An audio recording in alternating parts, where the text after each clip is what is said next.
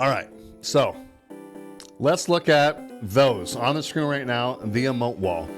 How do we do that? So this is where I go for those emotes that you just saw on the screen. Here's what that web page looks like. So what you're gonna do is you're gonna put in your Twitch account info. So blah, blah, blah, blah, blah. Okay, that's your Twitch account. Don't worry about the bot account. Does not do anything for us. Leave this blank. Options. Check all 3 of these. Reason why? Because that means more opportunity for more emotes on screen. Why limit yourself? Unless there are certain like 7 TV emotes or better TV emotes that you know exist that you don't want on your screen. Totally up to you. Limit the number of emotes to allow from each message.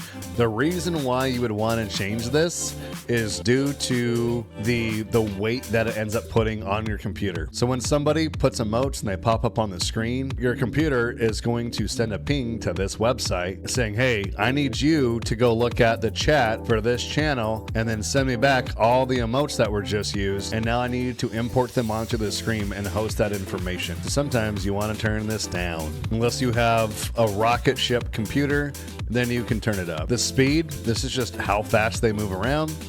And the duration is how long they last. I leave mine at 112 by 112 because I want them big. You can go random and it'll just pick random sizes. I like bigger. I think bigger is better, so I leave it on the 112. Custom size, you can adjust that. If you want a massive, don't really recommend it. I think the 112 by 112 is perfect. And then the fade, grow, rotate, skew, or random. I just leave mine on fade. I think fade in, they move around a little bit, and then they fade out.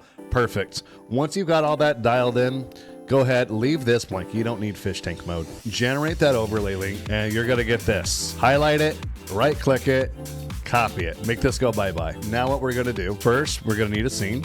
Let's add our scene. And then for our source, this is a browser source. So this is gonna be our emote wall, as it's referred to in slobs. I just call it emotes on screen. There we go. Create new. Cool. Now we've got this. You just added a browser source. Yay! We did it. Paste in our link. Do not check this box. Local file. This is not a local file. Do not check the box. Width, 1920. Height, 1080. That's it. Unchecked, unchecked, unchecked. Do not check these boxes. You don't need them. What do? Controls audio. There is no audio. Use custom frame rate. Don't fuck with the frame rate. Shut down source when not visible. If you do this, it might have a hard time retrieving that source when it becomes active again. Just leave it open all the time. Press OK, and boom. Now we can see our red square. It's fit to the screen. It's 1920 by 1080. We drop our emotes, and then they show up on the screen. And we're gonna see them bounce around inside of our little square here. It looks awesome. We're having a good time. That's it. It's that easy. Now again, remember, layers of a cake. You want this on top of everything else. If it's underneath a bunch of shit, you're not gonna see it. You want it on top of most everything else, right? Maybe you want it under your RGB effect. Totally fine. Make sure it's directly under. Layers of a cake. Whatever's on top is what gets seen. Whatever's on the bottom is going to be underneath everything else.